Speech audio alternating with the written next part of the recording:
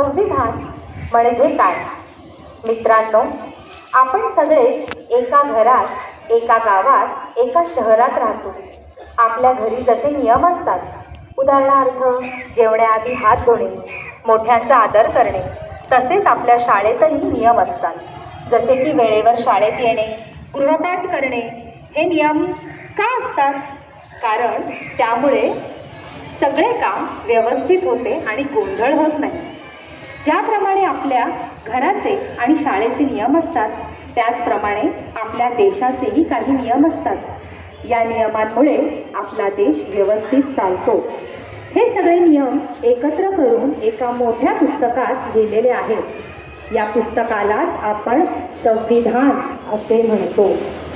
संविधानात असे नियम आहेत ज्यामुळे सरकार आपले काम कसे करतील हे ठरते. आपल्यासारख्या सामान्य माणसांना कोणते हक्क, अधिकार आहेत आणि कोणती कर्तव्ये, जबाबदाऱ्या आहेत हे पण संविधानात सांगितलेले असते. आणखी सोप्या भाषेत सांगायचे झाले तर संविधान म्हणजे देश चालवण्यासाठी बनवलेले नियम पुस्तक. ते आपल्याला हक्क देते आणि सरकारला सांगते की त्यांनी कसे वागावे. त्यामुळे आपल्या देशात सर्वांना न्याय मिळतो आणि कोणीही कोणावर अन्याय करत नाही.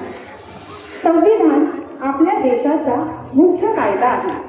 संविधानामुळे आपले जीवन अधिक चांगले आणि सुरक्षित बनते. म्हणूनच संविधान समजून घेणे खूप महत्त्वाचे आहे.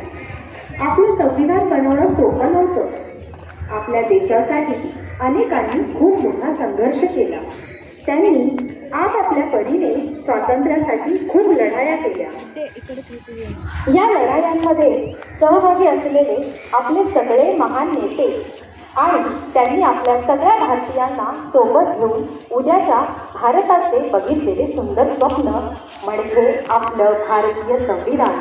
आणि या स्वप्नात अधिक गहिरे आणि अर्थपूर्ण रंग भरण्याचं महान काम जर कोणी केलं असेल तर ते केलं आहे विश्वरत्न डॉक्टर बाबासाहेब आंबेडकर यांनी. संविधानामुळे काय झालं माहिती आहे? आपल्या देशात फक्त राजकारणातच नाही तर पैशांच्या बाबतीत म्हणजेच आर्थिक बाबतीत आणि समाजातही सामाजिक बाबतीत खूप मोठे बदल झाले. संविधान येण्यापूर्वी आपला समाज कसा होता आणि संविधान लागू झाल्यानंतर तो किती बदलत गेला, हे सगळं संविधानाने केलेल्या क्रांतीमुळे झालं आहे.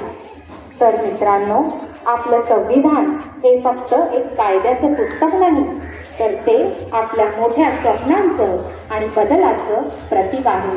आणि म्हणूनच आपण सर्वजण रोजच्या रोज याबद्दल अधिक जाणून घेण्याचा प्रयत्न करूया.